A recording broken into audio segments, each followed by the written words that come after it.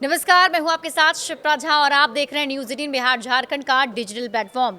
नेपाल इन दिनों एक बार फिर से भारी उथल पुथल के दौर से गुजर रहा है। वहां के लाखों छात्र युवा सड़क पर हैं। संसद भवन को घेर लिया गया है। प्रधानमंत्री केपी शर्मा ओली के देश छोड़ने की तैयारी है।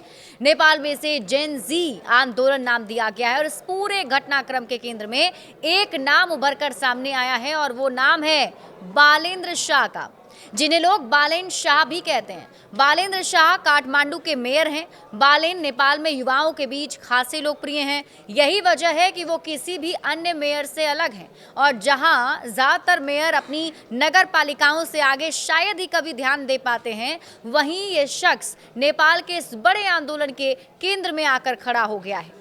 टाइम मैगजीन की सूची में भी ये शामिल रहे हैं। नेपाल न्यूज के अनुसार बालेन के कद और प्रभाव का अंदाजा आप इस बात से लगा सकते हैं कि टाइम मैगजीन ने उन्हें 2023 की अपनी शीर्ष 100 शक्तियों की सूची में शामिल किया था। द न्यूयॉर्क टाइम्स जैसे विश्व प्रतिष्ठित मीडिया संस्थानों ने भी उन्हें कवर किया है। युवाओं के बीच उनके बड़े पैमाने पर फॉलोअर्स हैं। अक्सर सोशल मीडिया पर उनके पोस्ट राष्ट्रीय स्तर पर बहस छेड़ देते हैं और तेजी से ट्रेंड करने लगते हैं। उनकी जीवन शैली, रहन सहन, स्टाइल, सब कुछ वहां के युवाओं के लिए एक रोल मॉडल की तरह है और यही वजह है कि इस बड़े आंदोलन को बालेन ने बड़ी आसानी से अपना समर्थन देकर पूरी तरीके से हाईजैक कर लिया है। बालेन शाह, जिन्होंने अपने करियर की शुरुआत एक सिविल इंजीनियर के तौर पर की थी, फिर उन्होंने रैपर के रूप में अपनी किस्मत आजमाई और इसके बाद उन्होंने राजनीति में आने का फैसला किया और काठमांडू के मेयर पद के लिए चुनाव लड़ा, जीत भी गए। राजनीति में उनका अप्रत्याशित उछाल, युवाओं के बीच एक लोकप्रियता और पारंपरिक राजनीतिक दलों से नेपाली युवाओं का बढ़ते मोहभंग ने बालेन को नायक बना दिया है। इंडियन सिनेमा का भी विरोध किया था बालेन ने। 2023 में एक रामायण की कहानी से प्रेरित आदि पुरुष नाम की एक फिल्म आई थी और उस वक्त काठमांडू के मेयर बालेन शाह ने इस फिल्म में कुछ डायलॉग पर आपत्ति जताई और उसे फिल्म से हटाने की मांग की। ऐसा नहीं करने के एवज में उन्होंने चेतावनी दी थी कि नेपाल और काठमांडू में कोई भी भारतीय फिल्म चलने नहीं देंगे। कैसे आंदोलन का केंद्र बन गए बालेंद्र शाह, अब आप ये समझिए। नेपाल में राजनेताओं के बच्चों की असाधारण जीवन शैली के खिलाफ सोशल मीडिया पर #NepoKid ट्रेंड करने लगा। सरकार ने इंटरनेट और सोशल मीडिया को नियंत्रित करने की कोशिश की और इसके बाद जेन जी ने देश भर में शांतिपूर्ण विरोध प्रदर्शन शुरू कर दिया। इस पर सरकार की कठोर प्रतिक्रिया सामने आई। पुलिस कार्रवाई में देश भर में 20 लोग मारे गए, सैकड़ों घायल हो गए। अकेले काठमांडू में 18 प्रदर्शनकारियों की जान गई है और बालेन ने इस पूरे आंदोलन को अपना समर्थन दे रखा है। तो ऐसे में अपने हीरो के तौर पर युवा उन्हें पेश कर रहे हैं। काठमांडू मेट्रोपॉलिटन सिटी के मेयर बालेंद्र शाह ने भ्रष्टाचार और सोशल मीडिया पर प्रतिबंध लगाने के सरकार के हालिया फैसले के खिलाफ सोमवार को जेन जी के नेतृत्व वाली रैली के प्रति अपना समर्थन व्यक्त किया था। फेसबुक पोस्ट में शाह ने कहा कि हालांकि आयोजक द्वारा निर्धारित आयु सीमा के कारण वे इसमें भाग नहीं ले सकते, जिन्होंने जेन जी की आयु 28 वर्ष से कम निर्धारित की है, फिर भी वे उनकी आवाज़ सुनना महत्वपूर्ण समझते हैं। बालेंद्र ने अपने पोस्ट में लिखा था कि ये रैली स्पष्ट रूप से जेन जी का एक स्वतः स्फूर्त आंदोलन है जिसके लिए मैं भी बूढ़ा लग सकता हूं। मैं उनकी आकांक्षाओं, उद्देश्य और सोच को समझना चाहता हूं। राजनीतिक दलों, नेताओं, कार्यकर्ताओं, सांसदों और प्रचारकों को इस रैली का अपने स्वार्थ के लिए इस्तेमाल नहीं करना चाहिए। बालेंद्र शाह ने जोर देकर कहा कि हालांकि वो इसमें शामिल नहीं होंगे, लेकिन उनका पूर्ण समर्थन प्रदर्शनकारियों के साथ है। बालेन को सत्ता सौंपने की मांग काफी तेज हो गई है। देखिए, जब इस बीच प्रधानमंत्री केपी शर्मा ओली के इस्तीफे और बालेन के नेतृत्व सौंपने की मांग तेज हो गई है। गृह मंत्री रमेश लेखक पुलिस कार्रवाई में कम से कम 20 प्रदर्शनकारियों की मौत के बाद नैतिक आधार पर प्रधानमंत्री ओली को इस्तीफा दे चुके हैं।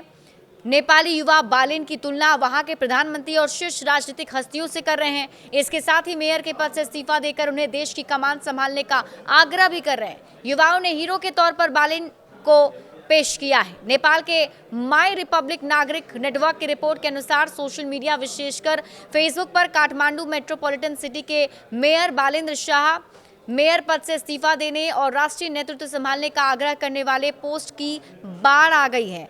नेपाल युवा उनसे एक नई राजनीतिक पार्टी बनाने और देश का नेतृत्व करने का आह्वान कर रहे हैं। उनका तर्क है कि तीनों पारंपरिक प्रमुख दलों के नेता अपना काम करने में विफल रहे और बालेंद्र को नई दिशा देने के लिए आगे आना चाहिए। सरकार को टुकड़ों में दफन करने की चेतावनी दी थी। 28 फरवरी 2024 को इसी तरह जब काठमांडू मेट्रोपॉलिटन के कर्मियों को वेतन नहीं मिला था, तब बालेन ने फेसबुक पर एक तीखी चेतावनी दी थी। उन्होंने लिखा था कि मुझे नहीं पता कौन विरोध करेगा, अगर हमारे कर्मचारियों को अगले हफ्ते तक वेतन नहीं मिला तो मैं उन सबको टुकड़ों में दफना दूंगा।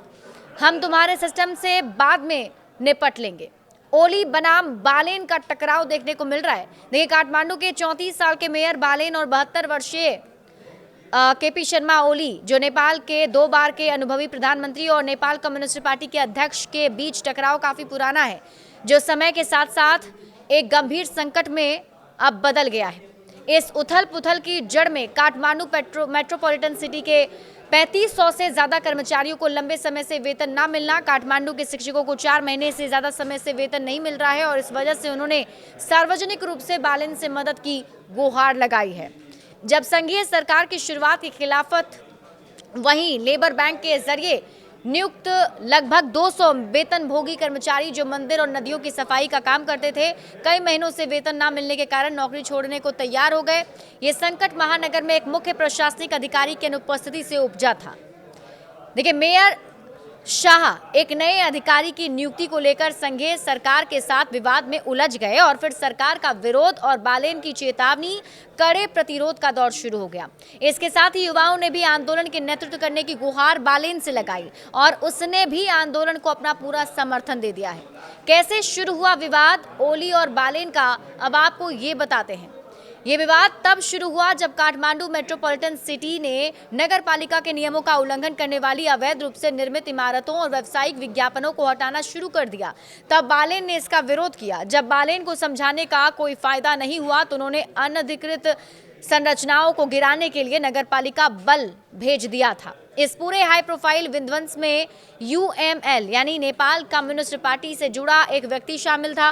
कुछ ही दिनों के भीतर यूएमएल केंद्रीय समिति के सदस्य महेश बसनेत ने सार्वजनिक रूप से बालेन को धमकी दी कि अगर उन्होंने अपने तौर तरीके नहीं बदले तो उन्हें नुकसान पहुंचाया जाएगा। तनाव तब और बढ़ गया जब बालेन ने सार्वजनिक भूमि, खासकर नदी के किनारे पर बसे अवैध निवासियों को बेदखल करने का कदम उठाया। कुछ लोग वास्तव में बेघर थे तो कई राजनीतिक रूप से जुड़े हुए जो अवैध रूप से कब्जे वाली जमीन पर व्यवसाय और बहुमंजिला इमारत चला रहे थे। उनमें से कई यूएमएल के मूल मतदाता थे। ओली ने मौके का फायदा उठाया और बालेन पर गरीबों पर हमला करने का आरोप लगा दिया। सरकार और बालेन के बीच का ताजा विवाद क्या है, अब आप ये समझिए। ताजा विवाद का मुद्दा है न्यू रोड में फुटपाथों का चौड़ीकरण। जब यूएमएल से जुड़े एक वार्ड अध्यक्ष ने इस परियोजना का विरोध किया तो यूएमएल से जुड़े मंत्रालय ने काम रोकने का आदेश जारी कर दिया। जवाबी कार्रवाई में बालेन ने ओली पर विवादास्पद गिरी बंधु चाय बागान भूमि अदला बदला घोटाले में नीतिगत भ्रष्टाचार का आरोप लगाया। यूएमएल नेताओं ने पलटवार करते हुए बालेन की तुलना पिल्ला से की। ओली ने खुद बालेन को एक राजनीतिक बुलबुला बताकर खारिज कर दिया जो जल्द ही फूट जाएगा। इस तरह बालेन शाह और केपी शर्मा ओली के बीच सियासी टकराव काफी पुराना चलता आ रहा है। बालेन शुरू से सरकारी नीतियों का विरोध करते आए हैं।